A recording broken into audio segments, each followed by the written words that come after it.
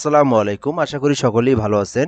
জাতীয় হৃদরোগ ইনস্টিটিউট সরকারি হাসপাতালে অনেকগুলো নিয়োগ বিজ্ঞপ্তি প্রকাশ হয়েছে। তো আমরা যদি এক নজরে দেখি, তো অনেকগুলো কিন্তু নিয়োগ প্রকাশ হয়েছে। আপনারা যদি ফুল ভিডিওটা দেখেন বিষয়টা জানতে পারবেন এবং আপনাদের আবেদন প্রসেস, যোগ্যতা, বয়স সবকিছু কিন্তু আপনারা এই ভিডিওতেই জানবেন। A to Z ভিডিওটা দেখতে হবে। দেন আপনি কিন্তু কোন পদে আবেদন করবেন সেটাও কিন্তু আপনি জানতে পারবেন। তো মোটামুটি কিন্তু অনেকগুলো পদের কিন্তু নিয়োগ বিজ্ঞপ্তি এটাতে। সো আমরা এটা দেখব ফুল ভিডিওটা, দেন আমরা বিষয়টা বুঝবো। তার আগে আমি বলে নিই, আপনি যদি আমার চ্যানেলে নতুন হয়ে থাকেন অবশ্যই আমি চ্যানেলটা সাবস্ক্রাইব করে রাখবেন, কারণ সকল সরকারি বেসরকারি আপনি ভিডিও সবার আগে পাবেন। পাশাপাশি আপনি কিন্তু পরীক্ষার আগে শর্ট সিলেবাস, কমন সিলেবাস, বিগত সালের প্রশ্ন সবকিছু কিন্তু এই ভিডিওতে আপনি পেয়ে যাবেন, আমার এই চ্যানেলের মধ্যে পেয়ে যাবেন। তো এজন্য সাবস্ক্রাইব করে রাখবেন। তো প্রথমে আমরা দেখব এখান থেকে, যেটা হচ্ছে গণপ্রজাতন্ত্রী বাংলাদেশ সরকার জাতীয় হৃদরোগ ইনস্টিটিউটের হাসপাতালে নিয়োগ বিজ্ঞপ্তি প্রকাশ করেছে। স্বাস্থ্য ও পরিবার কল্যাণ মন্ত্রণালয়ের অধীনে এই নিয়োগটা আর কি। সেটা হচ্ছে স্বাস্থ্যসেবা বিভাগ, প্রশাসন এক, ঢাকা। স্মারক নং দেওয়া আছে এখানে। দেন ঢাকা রাজস্ব খাতের পূর্বতন তৃতীয় শ্রেণীর 13 থেকে 16তম গ্রেডের মধ্যে এই নিয়োগগুলো। এর মধ্যে যারা আবেদন করবেন বিষয়টা দেখবেন তারাই। তো নিম্নলিখিত শূন্য পদ সমূহে জনবল নিয়োগের লক্ষ্যে বাংলাদেশে প্রকৃত নাগরিক নিকট হতে নিম্নবর্ণিত শর্ত সাপেক্ষে অনলাইনে আবেদনের জন্য বলা হচ্ছে। তো এটা বাংলাদেশের সকল জেলার সবাই আবেদন করতে পারবে।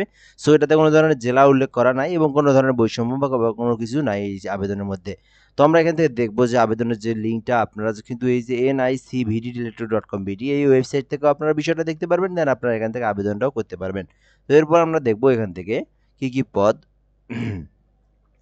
তো কম্পিউটার অপারেটর 13তম গ্রেড, 11,000 থেকে 26,000 টাকা বেতন স্কেল, একটি মাত্র পদ, এটাতে অস্থায়ী পদ। এরপর আমরা দেখবো এখান থেকে ষাটলিপি কাম কম্পিউটার অপারেটর 13তম গ্রেড, 11,000 থেকে 26,000 টাকা, একটি পদ। তো এখানে যে বিষয়গুলো আছে, যেমন কোনো স্বীকৃতি বিশ্ববিদ্যালয়ের ন্যূনতম দ্বিতীয় শ্রেণী বা সমমানের জিপিএতে স্নাতক থাকতে হবে, ডিগ্রি থাকতে হবে, কম্পিউটার ব্যবহারের দক্ষতা থাকতে হবে, computer word processing, email, fax machine চালানোর দক্ষতা থাকতে হবে। ষাটলিপি এর সর্বনিম্ন গতি প্রতি মিনিটে ইংরেজিতে 80 শব্দ এবং বাংলায় 50 শব্দ, এবং কম্পিউটার মুদ্রাক্ষরিকে সর্বনিম্ন গতি ইংরেজিতে 30টা শব্দ এবং বাংলাতে 25টা শব্দ থাকতে হবে। দেন কিন্তু আপনি আবেদন করতে পারবেন। 60 মুদ্রাক্ষরিক কাম কম্পিউটার অপারেটর, 3টি পদ, 2টি স্থায়ী, 1টি অস্থায়ী।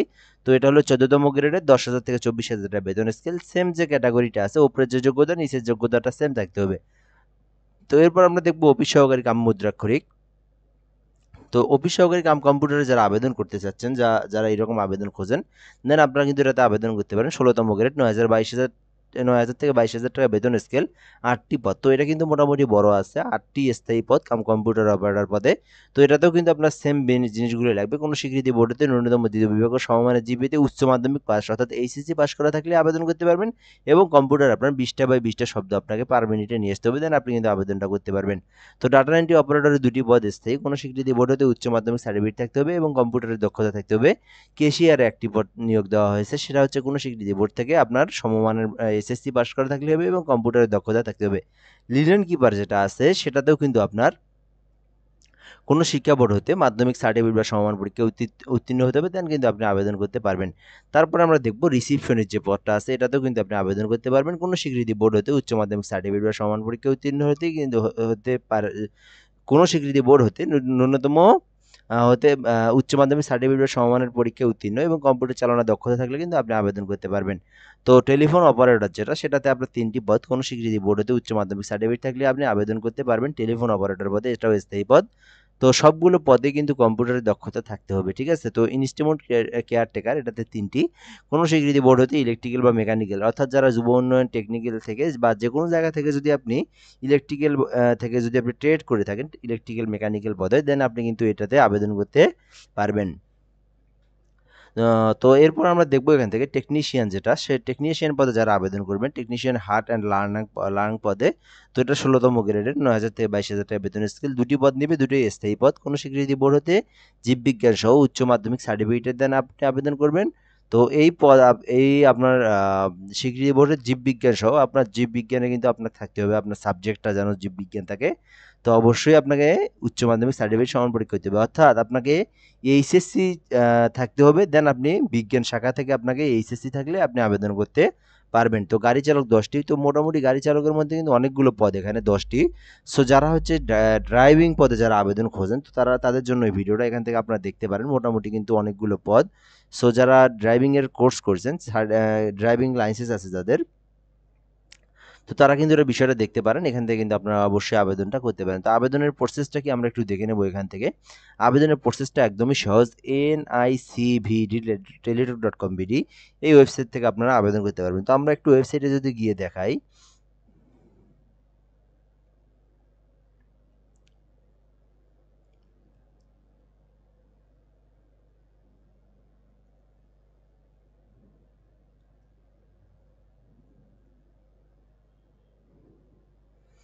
কি এন আই এ একটু ইংরেজি করি আমি, NICVD।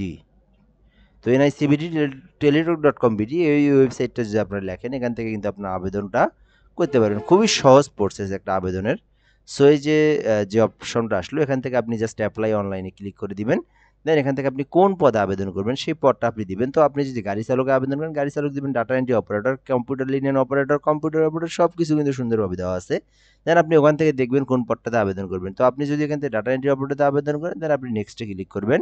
দেন নোতে ক্লিক করবেন আপনি এখান থেকে। সো নো আর ইয়েসটা কি? ইয়েসটা হচ্ছে আপনার যদি টেলিটক আইডি করা থাকে, কার্ড করা মানে আপনার অ্যাকাউন্ট করা থাকে, আপনি ইয়েস করে দিয়ে জাস্ট সাবমিটে ক্লিক করে দেবেন। না থাকলে নো করে দিয়ে আপনি না দিয়ে এখান থেকে আপনার নাম, আপনার নাম বাংলা ইংরেজিতে দিবেন, পিতার নাম, মাতার নাম। দেন এখান থেকে আপনার বার্থডেটা দিবেন, ন্যাশনাল আইডিটা দিবেন, এখান থেকে রিলিজনটা দিবেন। তারপরে এখান থেকে সব প্রসেসগুলো সুন্দরভাবে আপনি দিয়ে এখান থেকে কেয়ার অফ, অর্থাৎ আপনার কে টেক কেয়ার করে, আপনার পিতা বাস থাকলে পিতা দিবেন, মাতা থাকলে মাতা দিবেন, ভাই ব্রাদার যা আছে তার একটা নাম দিয়ে এখান থেকে ভিলেজের তথ্য, অর্থাৎ আপনার পার্মানেন্ট প্রেজেন্ট অ্যাড্রেসটা সেম হলে সেম করে দিবেন টিকমার্ক দিয়ে, না হলে আপনি আলাদা আলাদা দিয়ে এইচএসসি যে তথ্যটা আছে সুন্দরভাবে দিয়ে আপনি এখান থেকে ইয়েস করে দিবেন। সো দেওয়ার পর এখান থেকে ক্যাপচার আপনি এখানে বসাই দিবেন, দেন টিকমার্ক দিয়ে সাবমিট করে দিবেন।